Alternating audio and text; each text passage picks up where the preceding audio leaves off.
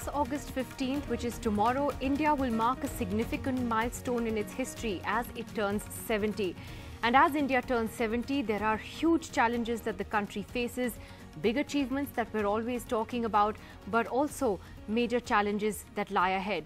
Joining us on the program tonight, we're honored to have with us the former vice presidential candidate, former governor, Mr. Gopalkrishna Gandhi, also grandson of Mahatma Gandhi. Mr. Gandhi, thank you very much for joining us on Left, Right and Centre this evening on this momentous occasion in India's history.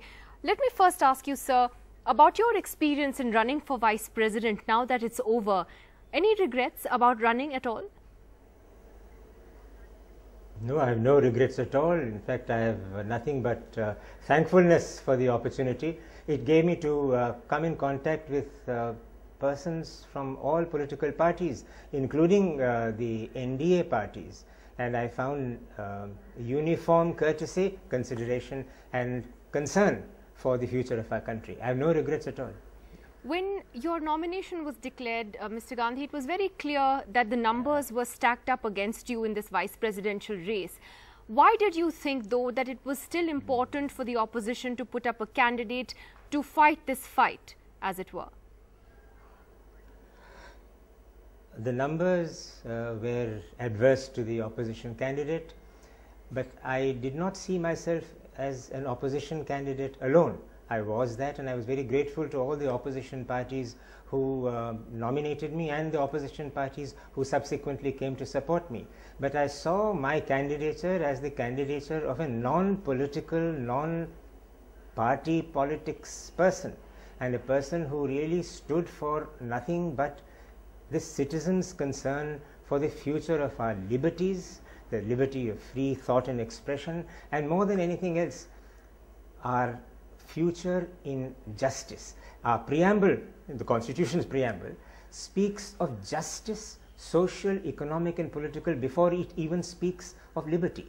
And justice and equality in India are under serious stress. And I thought any candidate for the office of the President and Vice President should represent those concerns. This was not to suggest that the NDA candidates were not concerned about it. Of course they were. But there are perspectives and there are approaches. And I felt that the time was right for a person who is not backed by political parties and who does not really have what may be called political ambitions to be in the field and offer members of parliament a choice.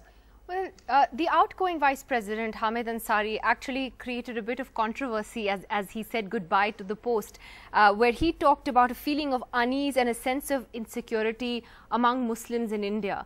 Would you agree with his assessment? Hamid Sahab did not create a controversy. Controversy seemed to slouch towards him. What he said was his view. What he said was his considered view, his concern. And I cannot but agree with him, because he is speaking from experience, he's speaking from insight, and more than anything else, he's speaking from great patriotism, nationalism and love of the country as a secular country, a plural country where every Indian, irrespective of her or his faith, has an equal place, has an equal space. India is a democracy, and democracy means majority rule. A majority must form the government. The leader of the majority party must form and lead the government. But we are also a republic which gives space to every citizen, and a citizen as an individual is the basic unit of our constitution. He may be or she may be Muslim, Hindu, Christian, that's irrelevant. The individual is the unit which Dr. Ambedkar has said very emphatically. The individual is the unit, and Ansari Sahib was speaking for the individual, and he happened to speak for the individuals who happen to belong to the Islamic faith. He was not courting controversy, he was speaking his mind. Controversies are like weeds. They are like those forms of algae which spread over a lake of pure water and smother the flowers in the lake. Well, you know, why do you think, though, and what do you think that the fact that Mr. Ansari got so, was attacked not just by online. But the Prime Minister made a dig at him in his address in Parliament. Mr. Venkaiah Naidu, before he took office, also dismissed his comments as just politics. What does that tell you, the reaction to Mr. Ansari's comments? What does that tell you about us as a people, as a country? I would not like to comment on comments. I think our Prime Minister and our Vice President are entitled to their views, but I am also constrained to say that it is very important in a democracy, in a parliamentary democracy, to state one's views, express one's opinion, not just with courtesy, but with respect, not just for a person who happens to be in the chair, but respect for the other person's point of view. I am not suggesting that that respect was deliberately denied. I am just stating what is expected of Parliament. And I think the Prime Minister and the Vice President are the persons who must respond to any comment on their comments, not anybody else. You wrote a letter to the public just before the vice presidential election, where you talked about, and these are your words, a new partition of a psychological nature that is being sown in the minds of Indians. What did you mean by that? That was not a letter to the public. That was a letter that I addressed to all the members of Parliament, the constituency for the Vice President. And after the letter had reached all the honourable members of Parliament, I thought I must share it with the larger people, larger population of India. What I meant by that was the following. Let us take ourselves back to 1947, the 14th of August 1947, this very night 70 years ago. Gandhiji was in Kolkata, Calcutta as it was then called, and he said, tomorrow is a day of rejoicing. Tomorrow India will be free. It is a day of rejoicing. But India will be divided. India will be partitioned. And so it is also a day of sorrow. And he said this in Kolkata, a city which had seen riots and which was again going to see riots shortly after he said this. What did he mean? He meant that freedom is freedom. But freedom brings with it certain responsibilities and also certain risks. And the risk he was speaking of was the risk of communal discord, the risk of mistrust flaring into riots, into what can be called violence, raw violence. And he was speaking of the partition riots that had already started in Noakhali, where Hindus were the victim of Muslim massacres, and in Bihar, where Muslims were the victim of Hindu retaliation. And you believe there's he was speaking of the that situation violence. today is comparable? We are free of that. We are free of that kind of violence, and we have to congratulate ourselves and our own common sense. And by our, I mean the common people of India. We have shown a maturity. We have shown a sense of balance which has no room for such violence. We have, I am fairly certain, moved away from that phase of violence. But have we moved away from what leads to violence? Have we moved away from hatred and suspicion? And have we rid ourselves of those who foment hatred and suspicion, and who, by fomenting hatred and suspicion, gain political control? We have not. There are extremists from both sides, Muslim and Hindu, who speak the language of hatred, who incite violence, not perhaps in patent words, but in unmistakable intent. They do. And that is very dangerous, and that is something which we have to guard against. The respect for the other person's cultural values, the respect for the other person's religious faith, has to be reiterated, and it cannot be reiterated too much. It is absolutely essential and crucial. In our country today, danger, Mr. the Gandhi, levels of that intolerance have risen. Yes, exactly. Sorry, I'm sorry to interrupt you, but from what you're saying, and you're saying the levels of intolerance have risen in your view. You know, how would you define a nationalist? According to you, who is a patriot? Because we are in the midst of that very polarizing debate today where nationalism is sought to be defined in very narrow terms by some, and certificates are handed out very quickly. So according to you, who is a patriot?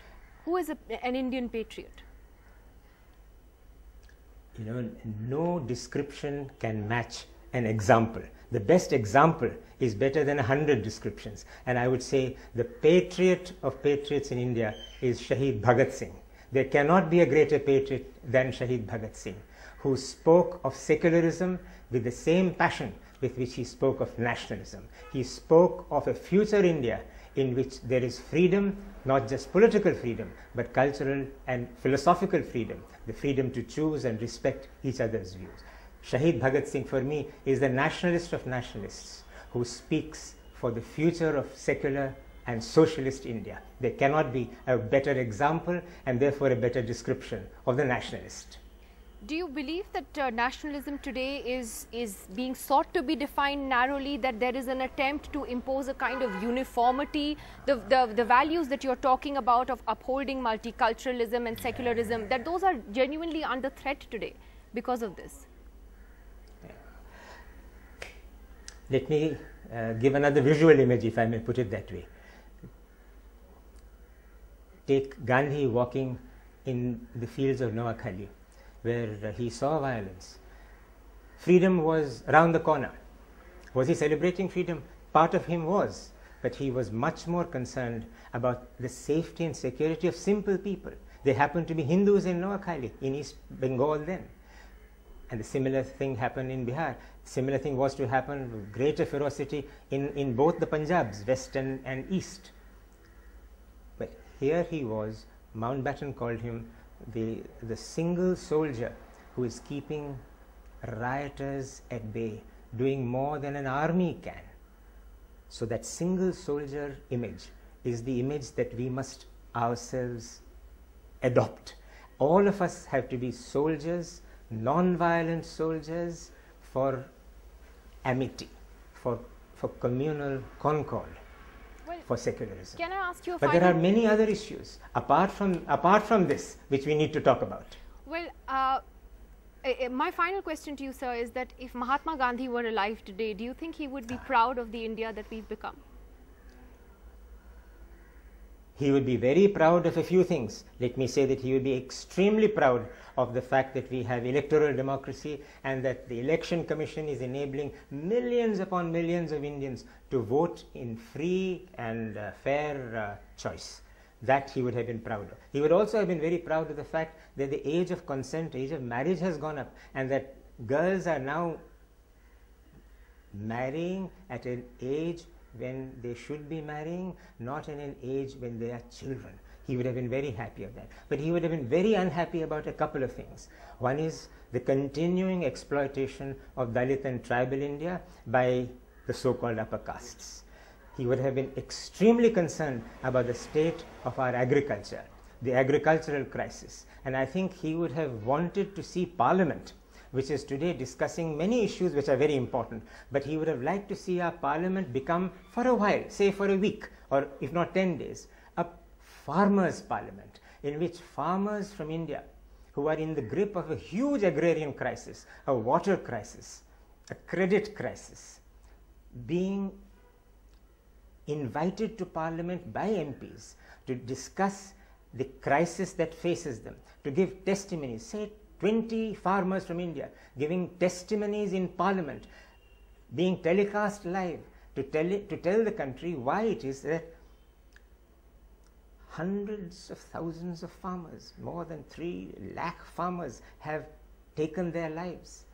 Why is it that crops which are their livelihood are now becoming a synonym for death?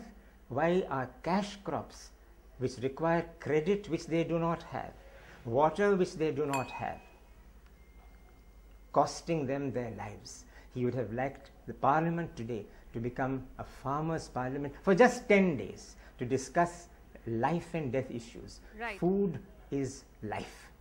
Well, Dr. Swaminathan's commission, which gave a report 10 years ago. Yeah, that's still lying in cold storage. Heard. Dr. Swaminathan's report should be in Parliament. I think Gandhiji would have liked Parliament to become, just for a few days, Farmers' Parliament. Well, Mr. Gopalkrishna Gandhi, thank you very much for speaking to us. It's always a pleasure to talk to you. As India turns 70, there is certainly a lot to be thankful for, a lot to be proud of, but also a lot for all of us to reflect on. Thank you. May I just intervene and have one quick word? May I just have a quick word? Go ahead, sir. And that is to say that any discussion on the eve of Independence Day has to end in some joy and celebration. I would like to celebrate the fact that we are today 7 decades old in freedom and 7 decades young in hope. I think our new president, our new vice president, and our prime minister, who has who has the privilege of unfurling the flag on the Red Fort tomorrow, are fortunate that they are where they are on this landmark occasion, and may they be blessed to take our country forward into a new era of hope, with farmers being at the heart of that hope. Thank you very much, sir. Thank you very much for talking to us today. A happy Independence Day to all our viewers tonight, as we return tomorrow on the 15th of August. Do join us then. Goodbye.